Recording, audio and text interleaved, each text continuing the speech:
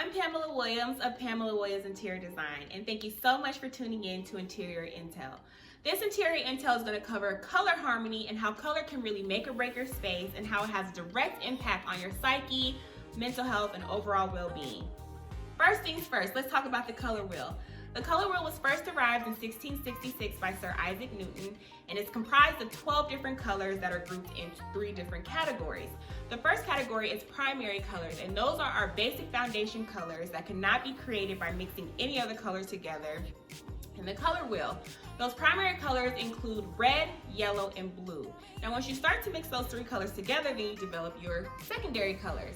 Your secondary colors are then orange, which is the product of red and yellow, green, which is the product of yellow and blue, and purple, which is a product of blue and red. Then you have your tertiary colors, which are created once you start mixing primary and secondary colors together. So you have things like yellow orange, blue violet, and things like that. So what is color harmony? Color harmony is the pleasing arrangement of colors so that the viewer is engaged, so that when you're in your home or in your space that you spend the most time in, you are just engaged, you're connected, and the feeling is good because the colors are in harmony. It creates an inner sense of balance and order, and it enhances just the overall visual experience. Now, what no color harmony can do is create 2 separate extremes. On the one hand, the extreme is boredom. If you have the same color in your space over and over again, your brain is not going to be very stimulated and it's not going to be very interested in what's going on in your space. Whereas the other extreme is chaos. When there's too much going on, too many colors, and there's disorganization of those colors, you definitely don't have any harmony, and you definitely overstimulate your brain to the point where it's not able to really receive, organize, and understand what's happening in that space. So then your brain and your body starts to reject that space as a space that's not very comfortable. So all in all, extreme unity creates understimulation or boredom, and an extreme complexity creates overstimulation and leads to not really wanting to have to deal with the space because it's just too much going on for us to process. So harmony is that dynamic equilibrium that's in the middle that really smooths out and creates a balance in a space that is warm, inviting, and comfortable. It presents a logical structure through color harmony, and it delivers visual interest and a sense of order. So how do we really get to this sense of order that I've been talking about this whole time? Well, let me give you 3 different basic formulas or principles that you could use to start to pull in color harmony into your space. The very first basic formula is going to be analogous colors. So when you look at that color wheel, analogous colors are going to be at least 3 colors that are right next to each other on the color wheel. So say, for example, yellow green, yellow, and yellow orange. That basis color is going to be yellow, and you have the green and the orange as your variety that still creates harmony without creating too much confusion, chaos, or boredom. Your second basic formula is going to be complementary colors. Complementary colors are those that are across from each other, directly across from each other on the color scheme. And the examples of those are blue and orange, or red and green. And so when you start to take colors that are directly across from each other, what you're doing is you're creating the greatest contrast because they're the furthest apart from one another, and you're also maximizing the balance that you will feel in your space. The third, and what I believe is probably the most organic and natural way to really develop a color scheme, is to go into nature and use nature as your palette as you start to pull in colors into your home. Because nature is always the greatest source for copying color in a space. Like, nature gets it right every time. So with that being said, there are a couple of things I want you to start paying attention to as you begin to develop your color scheme for your home. The first thing is, what color or colors are you drawn to? This could or could not be your favorite color. I mean, if it's not your favorite color, you don't have to claim it, but I definitely want you to pay attention to what that color is, because that is a direct reflection of what you're going through right now in your life, how you're feeling, what kind of mood you have. That's a recurring theme because that color continues to be at the forefront of your eyes and your space and what you're paying attention to.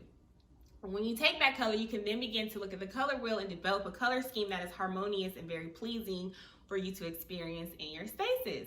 The second thing is, what are you going to be doing in your spaces? You definitely want to pay attention to the function of the space when you start to develop that color scheme, because that can shift and change how you want those colors to show up in that space.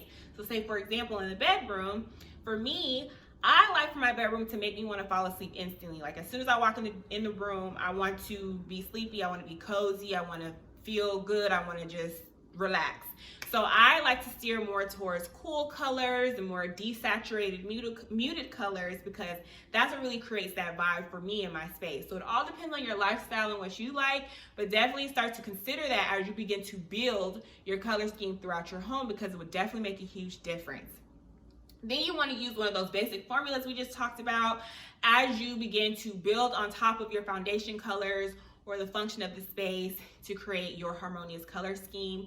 And lastly, for Pamela Williams Interior Design, what we do is always incorporate black and white into any color scheme, whether it is just little accents hid here and there, little tidbits, or black and white is two of the more dominant colors in the color scheme. Black and white really does create that blank space to allow your brain to breathe amongst all these colors, because when you're incorporating a lot of colors, sometimes it could be too much, like I was saying, too much, too overwhelming, to where your brain has a hard time processing and understanding what's going on in the space, and it affects how you experience that space. So black and white to me is always just like a fresh, classic way to really break up colors in your space. So I know it's been a tough year for all of us with the COVID pandemic that's been going on, and research has shown that a lot more people have been dealing with depression, loneliness, and moments where they need to check in with their mental health, because we do have all these different stay-at-home ordinances, and just the fact that there is a whole pandemic going on, which can be very stressful. So in order to combat the stress and to combat any negative feelings or vibes or things like that, one of the trends that have been showing up more recently is incorporating bright pops of color into your home, especially since we are spending more time at home.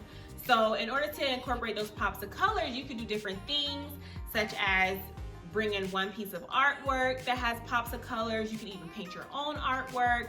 You can bring in flowers from your local grocery store or your florist that bring in that natural element as well as pops of color. You can do throw pillows that will bring in pops of colors, or you can even paint a room. And so, you know, when you bring in that harmonious pop of color, you know, think about how that's going to tie into your color scheme. So for example, if you have a color scheme that has lots of grays and blues, then you might want to consider doing a pop of orange, because then that blue and orange are complementary colors because they're right across from each other on that color wheel, and continue to create a very harmonious space and a harmonious vibe for you in your space as you experience it. So the colors of the rooms in your home are a direct reflection of your personality. And while most of the time we don't really think about colors and how we incorporate them into our room, those colors affect us every single day. So room color can definitely influence our mood and our thoughts, and each color has psychological value. So with that, we must be intentional about what colors we want to use in our space and how we want to feel in those spaces and how we want our vibe to interact with us as well as other people that we share our spaces with. So I hope all this information gives you more insight into color harmony and how color harmony really does have a direct impact on how we experience the space, and how when done properly, it can significantly change how it makes us feel, how it makes us think, and how we create the vibe in our space. So if you need any more tips and information on how you can pull together a harmonious color scheme, please check us out at PamelaWilliams.design. And thank you so much for watching.